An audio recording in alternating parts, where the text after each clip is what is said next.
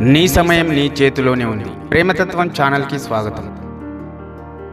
మన జీవితంలో అందరికీ ఒకే వస్తువు సమానంగా లభిస్తుంది. అది కేవలం సమయం.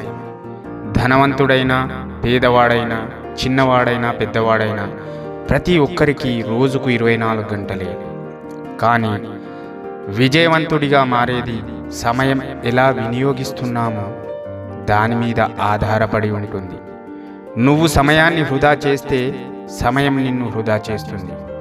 కానీ నువ్వు సమయాన్ని విలువైన పనులలో పెట్టగలిగితే అది నీ జీవితాన్ని మార్చేస్తుంది. ఒక చిన్న సత్యం గుర్తుపెట్టుకో, గడియారం ఎప్పుడు ముందుకు మాత్రమే నడుస్తుంది, వెనక్కి రాదు. అదేవిధంగా మన జీవితం కూడా తిరిగి రాదు. కాబట్టి ఇతరులు నీ సమయాన్ని దోచుకోవడానికి అవకాశం ఇవ్వకు. ఆలోచించు. నువ్వు వెచ్చించే ఒక్కొక్క నిమిషం నీ భవిష్యత్తును నిర్మిస్తుంది. నీ సమయం నీ చేతిలోనే ఉంది. దానిని జాగ్రత్తగా వాడుకో. ఎందుకంటే నీ విజయానికి తాళం చెవి అదే నీ సమయం మాత్రమే.